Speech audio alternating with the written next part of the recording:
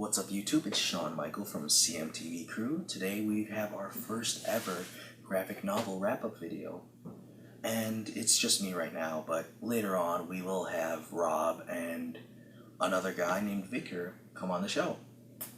It'll be fun because those two are very, very interesting characters. Rob especially, he's different. So, the first book that I'm going to talk about is Fables Volume 13. It's called The Great Fables Crossover. It is written by Bill Willingham, and this is by far my favorite series. It's my #1 series of all time. It's the first comic book series that I ever read in trade paperback form.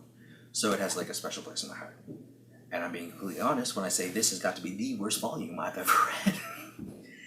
I absolutely dislike it. Mostly because it has Jack, who was a character that left the series for a while and then he came back. I did not enjoy it in the least bit. I hate his character, so that transferred over to me disliking the book. The story arc was not that strong either. It had fourth wall breaking, and I don't think that Fables is the type of book where you can do that. So, Fables Volume 13 gets a thumbs down. Okay, so the Fables Volume 14, it's called Witches. Here's the cover, and I will have my editor put a lovely picture up here in this general vicinity where I'm waving my hand in empty air, but magic of YouTube, you know? So, Volume 14 dealt with, obviously, the witches of Fables, and I felt that they were characters that needed to be developed more, and I'm glad that they got their spotlight in this volume. Very good, and I like that they're progressing the main second story arc, which deals with Mr. Dark, I believe is his name, or the Dark Man. Basically the second main villain of the whole entire series. Very interesting backstory to him that we've gotten, and I definitely suggest picking the series up, and you will love it. So for the third book that I read this month of March, we have Fairest, Wide Awake. It's basically the Women of Fables in a series all their own. It's written by Bill Willingham. I love him as an author. He wrote Fables. This is a spin-off series dealing primarily with the Women of Fable. And I enjoyed it. I got to see the perspective of female characters. I got to see the perspective of characters that I had already grown accustomed to and learned secrets about these characters that I never knew existed, and it was really, it was an eye-opener, hence the Wide Awake title, you know? No? Bad jokes? Okay, my bad. Overall, the art is the same.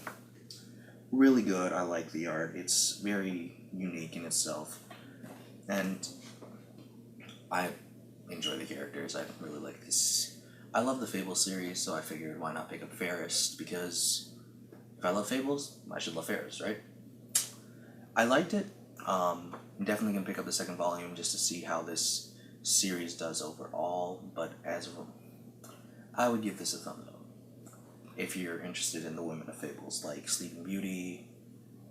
Is it Sleeping Beauty? Yeah, it's Sleeping Beauty. The Ice Queen. Is it Alibaba or Aladdin's in there? One of those guys. There's this weird little fat genie thing, or djinn.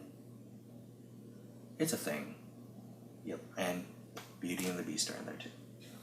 Next book we have Nailbiter, Volume 1. It's called There Will Be Blood. And honestly, I've heard a lot about this series, and it was just it was a very odd concept for me to get around. Basically, a bunch of serial killers are from this one town. When I was reading this, there was one thing that popped in my head. It is definitely a story that will grab you and keep dragging you in until you finish it, because I remember when I first read it, I read like the first issue, and then, you know, I had a meeting in the morning. I did not sleep that night. I woke up, read another issue, and then you know what? I'm like, no, I argued with myself. Gotta go to sleep. Gotta get ready for your meeting. Gotta do it. Tried to sleep for 10 minutes. woke back up, read another issue, went back to sleep again, woke back up, and then you know what? I finished the story, really enjoyed it, and I'm looking forward to reading the next volume in the series. Alright, next book in the month of March would be Low. It is basically a, let's see, what can I say about this? Far distant future, sun's premature expansion has irradiated Earth, and it sent humanity to the lowest depths of the sea. Very interesting concept. It's my first ever graphic novel by Rick Remender that I've ever read, and let me say I'm definitely looking forward to reading more stuff by Rick Remender just because of this book. It reminded me a lot about Saga with the whole family aspect, and the story is very compelling. It'll grab hold of you, and I think anybody who loves Saga should definitely pick this up. Alright, the next book is Morning Glories. It's supposed to be a thriller. It's about a prestigious prep school, dangerous secrets. It felt very Lost-esque. Lost-esque. It felt like Lost, the TV show. And it had me asking questions. And by the time I was done with this volume, I was still asking questions. Just like with the Lost TV show, I'm still asking questions, and that show's been done for years.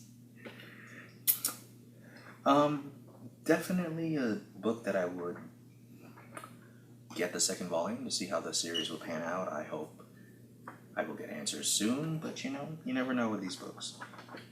Always keep guessing, and if it's like Lost, you'll never get the answers. Ain't that right, Rob?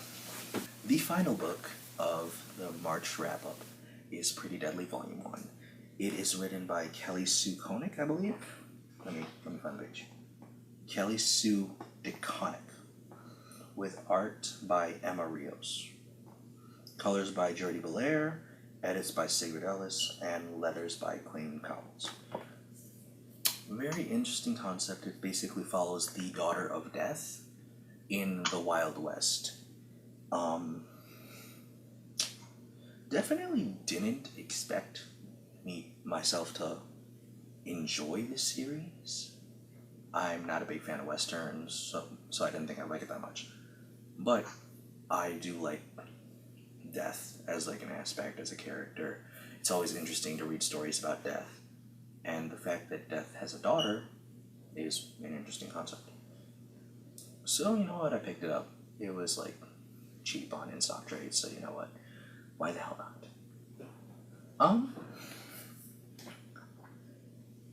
By the end of the book, I was confused. And I don't think that should happen in the first volume of a series. It should grab a hold of you and make you want to know more, which it did.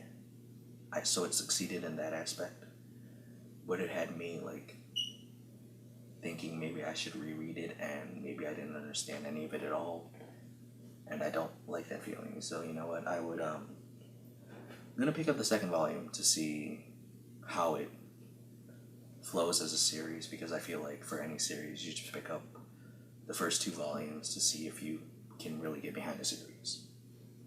So that is the March wrap-up for this month. This is Shaun-Michael signing out. I just waved a book in front of my face. I'm gonna stop the video.